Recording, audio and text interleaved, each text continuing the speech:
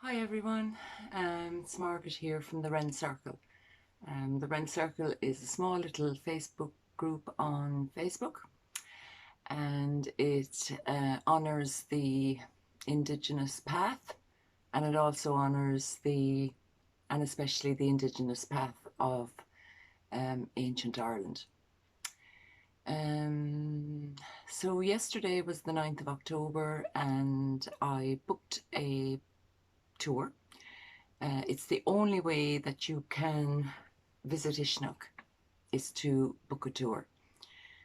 And a lot of people, yes, they say, you know, the sites, you know, it's nice to visit them for free. But the thing is, it's a working farm and it's owned by the Clarke family, and it is a working farm. So people need to be kept safe.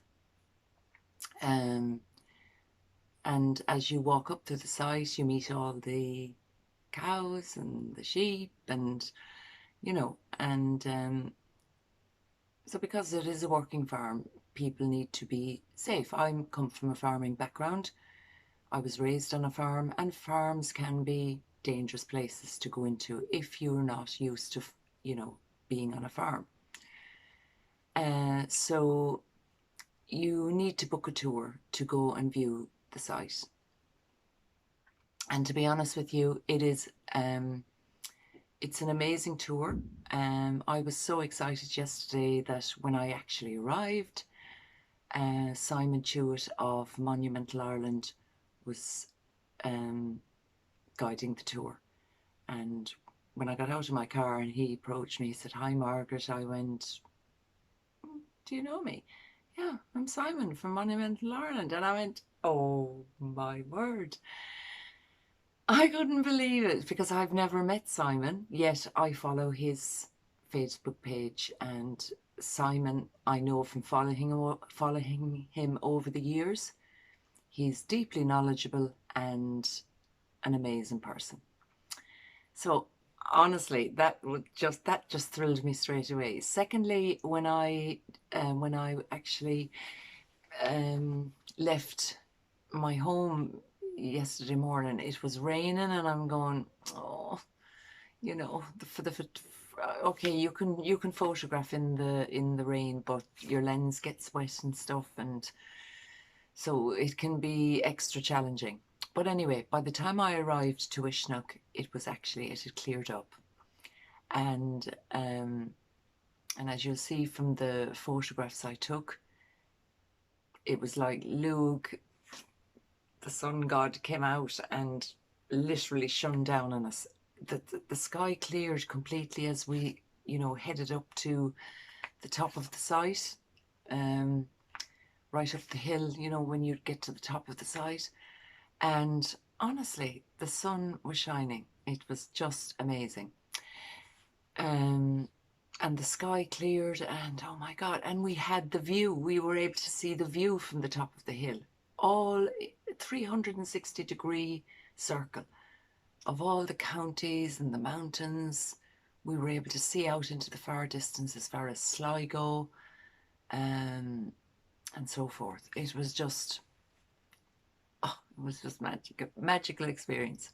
And so glad Simon was taking it, because he's very, very knowledgeable indeed. So secondly, I paid a visit to Ushnagh, it must be 5-6 years ago, I can't remember now. Yeah, I'm trying to think, I can't even remember the year.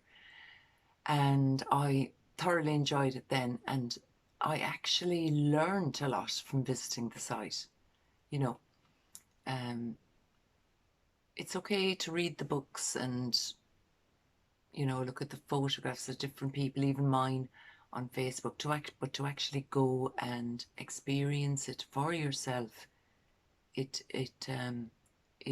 deepens your knowledge, you know, it deepens something within you. Anyway, so my experience of the tour yesterday was incredible. I so enjoyed it. The group was small, so we all became friends straight away, to be honest with you, and a few magical synchronicities happened along the way. There are magical synchronicities happening in my life at the moment, and I'm going, wow. It's like you couldn't make it up.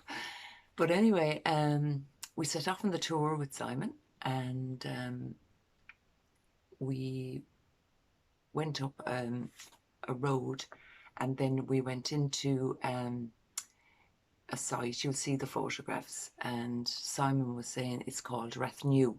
It's actually beside the Hill of Uisnigh, and it was built in medieval times, and it was a kind of a gathering for the king. And when you're at the top of that, I mean, it's just simply amazing, the view that they had. And then there's a view to this road, and you can actually see it. There's a kind of a pathway, and according to research, it leads to Cashel. So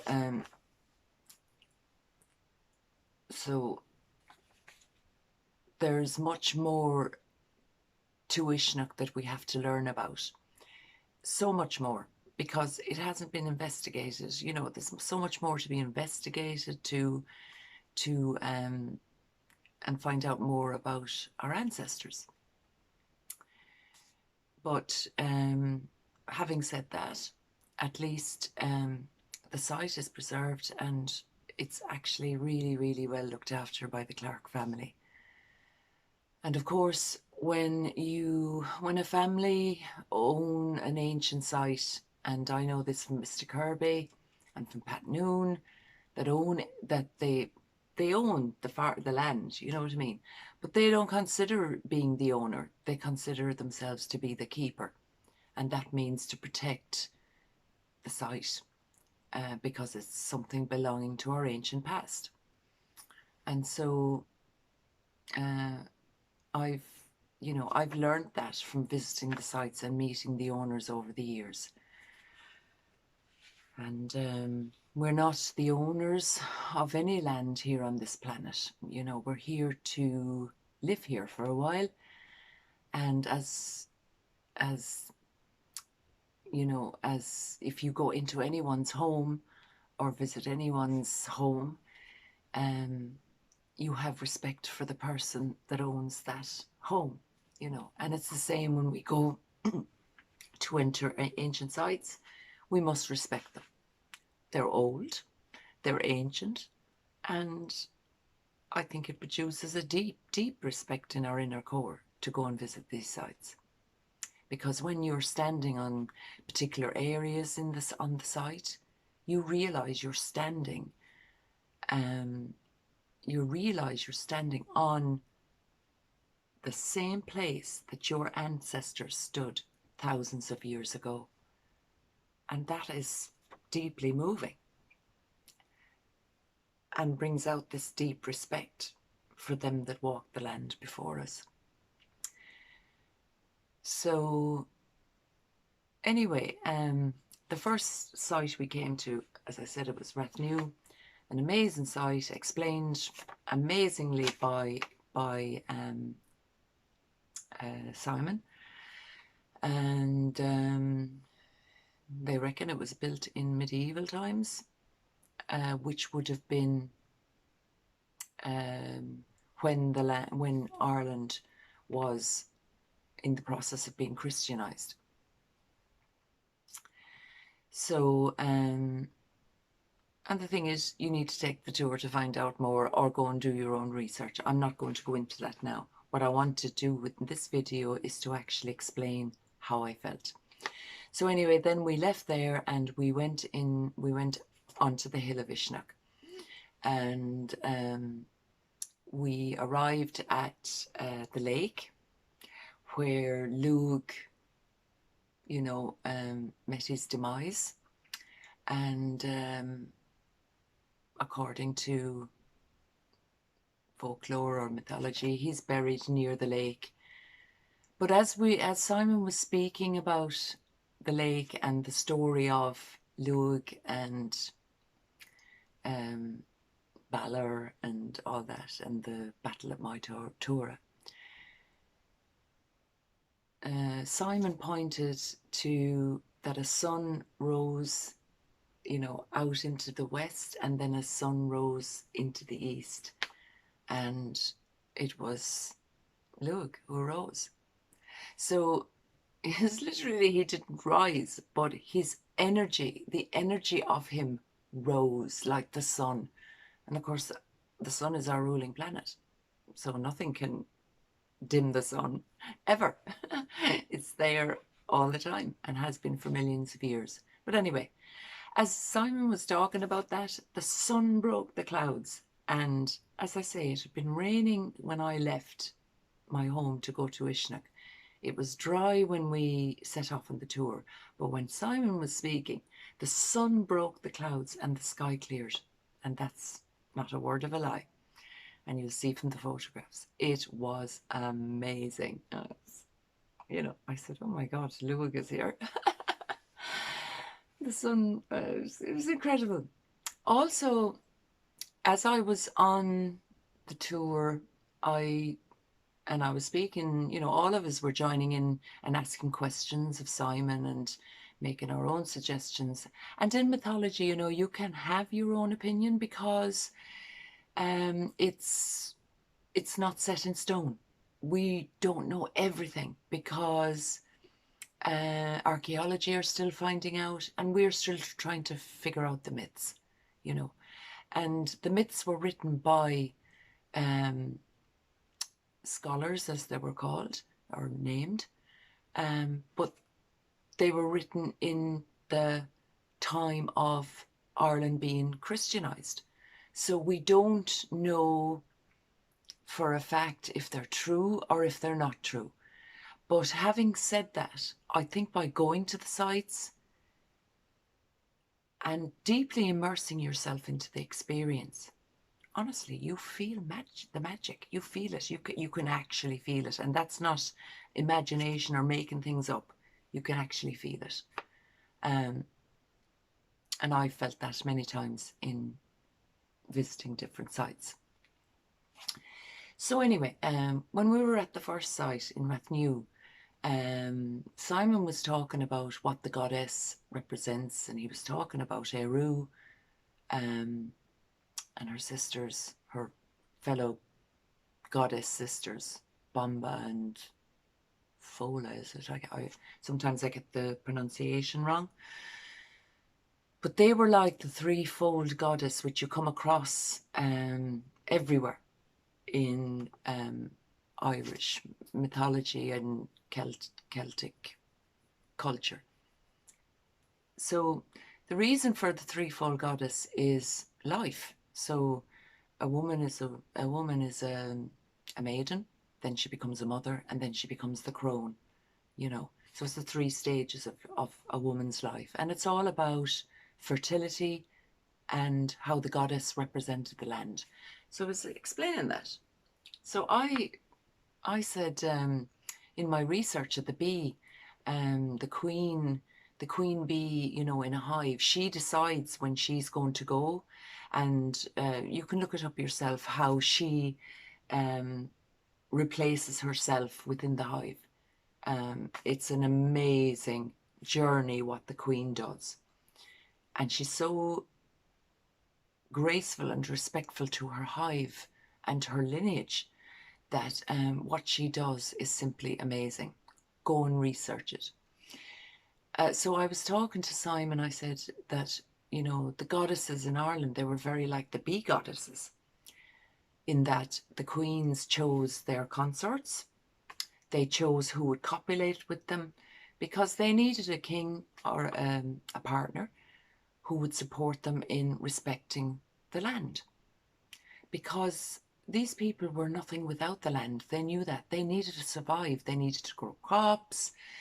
You know, and we may say that they were, you know, backward or not as modern as us, but in a way they had it.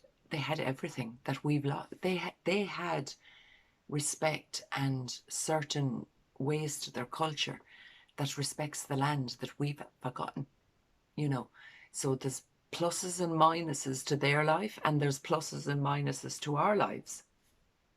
You know, there's the dark and the light and everything, and it's about reaching that balance. But the primary reason for the goddess or the queen was that she was there. She had the power to create new life with her womb. And so the goddess, the feminine, was looked at as the giver of life, or the continuation of life. And so the divine feminine was highly honoured and respected within this culture, because the people realised that the women, the mother, the crone were wise, giver of life, and all about the land. So in the myths, you know, you don't just literally take it that Luig appeared as a sun. He appeared as if like the sun, that he shone, you know, he shined on everyone, you know. But anyway, and it was amazing the way the sun broke the clouds when we were at the top of the, not quite at the top now, at the lake. And you're just going to have to go and do the tour. And we also spoke about the fae, the fairies, and how they're part of Ireland's culture. And for me personally, the fae are earth and elemental energies, and they're there to protect the land. And yes, they can be pesky and tricksters, but it's only because they're trying to protect the land and trying to get our attention. And yeah, so, and we spoke about the fairies at one of the hawthorn trees, and we had a lot of laughs as well. It was good fun. So, but anyway, I was talking about the bee. For the entire tour, when I started talking about the bee goddess as the goddess being like the bee, you know, in the way she looks after her hive, a bee flew around me. And all during the tour, all the way up to the Stone of Divisions, the bee kept circling me. And I knew that, you know, I knew that that's true. Because I'm very aware of what's around me, animal-wise, when I'm walking in nature. I always say, if something comes around me, what's it trying to get? It's trying to get my attention. It's trying to get my... you know, and they do, and they do it in subtle ways. Some people say that the fae, you know, shapeshift into different animals to teach you or to gain your attention. So I've known over the years that when I walk in nature, and many fabulous things have happened to me when I've walked in nature. Unreal, you just wouldn't believe it. So that was one thing. That was one of my experiences, that there was a bee around me. And even at the Stone of Divisions, where ÉIRU is said to be laid to rest, there was a bee as well. It came out of the stone. Unbelievable. Oh my God. There are little personal things that happened for me, and I'm sure for other people on the tour, personal things happened for them as well. So then we went up to St. Patrick's Rock or whatever, and this is meant to be, and the view is amazing from there. And they say that St. Patrick you know, was there as well. And he probably realised the significance of this central part of Ireland, and was quite well aware, I'd say, of the Tuatha Dé Danann, or the Milesians, the Milesians that were there at the time. Milesians were there. Yeah, there was the Milesians. And I'm sure he was quite aware as well. But of course, you know, we're lucky to be living in 2021, and in hindsight we can look back and see what the Christian churches tried to do to the indigenous people, and tried to suppress it. But which is a dark part of our history, to be honest. But having said that, there are more and more people visiting the ancient sites and wanting to know the mythology of our ancestry. Is it true? Is it not? But I'll tell you, when you visit sites and you get really into it, you suddenly start realizing this mythology is quite real. You know, and you get a calling to go to sites. I did. I mean, I was raised near the Grange Stone Circle in Bruff. I grew up with the stones. I grew up with Anya, the goddess there. And of course I went off at 18 and did my thing and blah, blah, blah. And eventually got called back and suddenly realised, wow, my God, you know, you get a calling to come back. You get a calling, you definitely do. But anyway, I diverse. So anyway, at this St. Patrick's stone or whatever, we had a view 360 degrees of the entire of Ireland. We could see down to Sligo because the actual skies had cleared, and we had a clear view of Sligo down to Tipperary. Honestly, it was unbelievable, the view up there.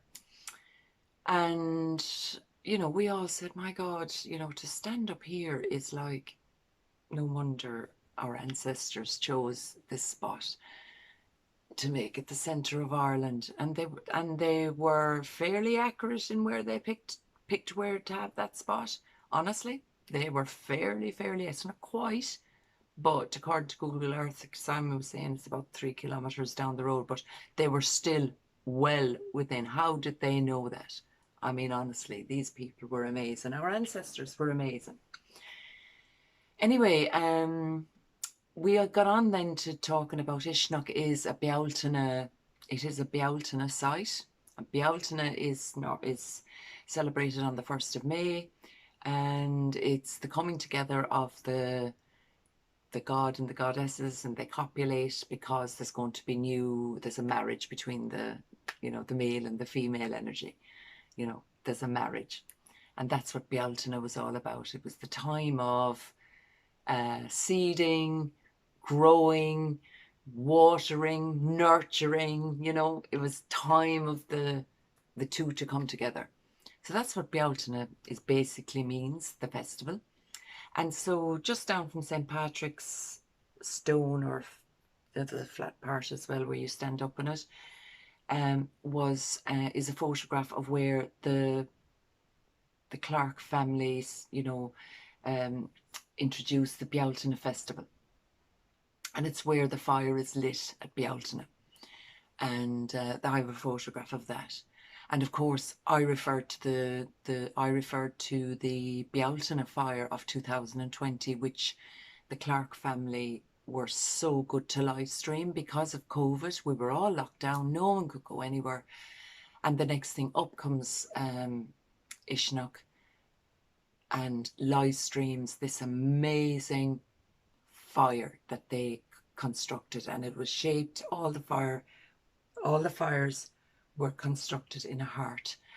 And go and look up the video. It's probably on Uishnagh's website. It's viral. I'd say if you even type it into Google, you'll see it. And I was watching it live stream that night, and I remember sobbing.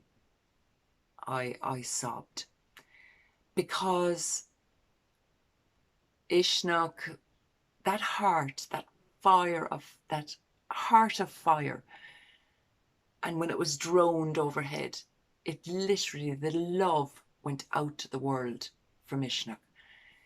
It was the most moving experience I've ever experienced in my life. So I want to thank the Clarke family for that day, that night. It was incredible. And Simon actually, I said to Simon, I was sobbing at home. It was so moving. He said, I was actually here and I was sobbing as well here. It was very, very emotional and moving. It was like ÉIRU, the goddess, where Ireland gets her name, was sending love out to the world. And I think I feel anyway, that Ushnagh has that energy. It's got the goddess, divine feminine energy. It's a beautiful energy. It's peaceful. It's nurturing. You feel as if you're cocooned. It's so beautiful to visit Ushnagh.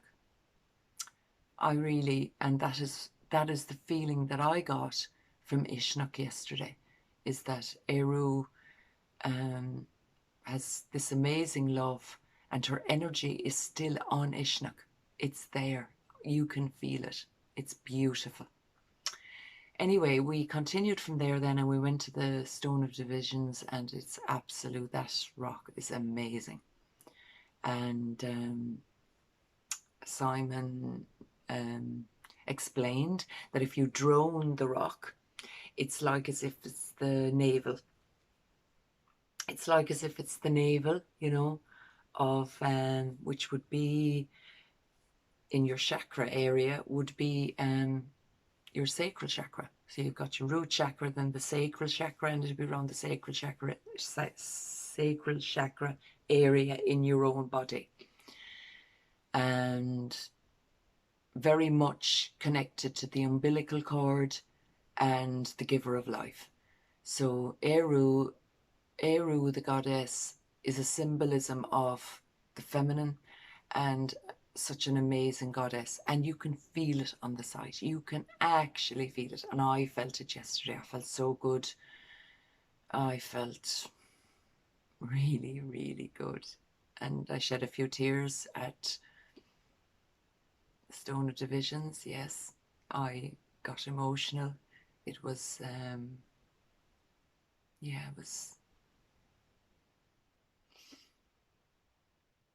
it felt like my mother was there with me as well. All the mothers and grandmothers and of Indigenous people. Yeah, it just felt like that. I feel they can all gather there. It was beautiful, absolutely. And I have to recommend highly Simon Jewett. He is absolutely amazing tour guide and understands the goddess energy, and, you know, imparts his knowledge about it very well. So it took about 2, I think we were 3 hours up there. It was supposed to be 2, but there was a lot of talk and laughing and good fun. And when we came back then to the centre, we had a cup of tea and we all chatted, and everyone was friends. Really, it was lovely. The group were lovely as well, and Simon excellent, and lovely cup of tea and coffee when you got back. I really, really enjoyed it. So I arrived home last night really tired, and because, you know, when you experience something like that, you just want to, well, for me personally anyway, I like to be on my own just to let that energy sink in, and it's lovely. So it's now the 10th, the following day.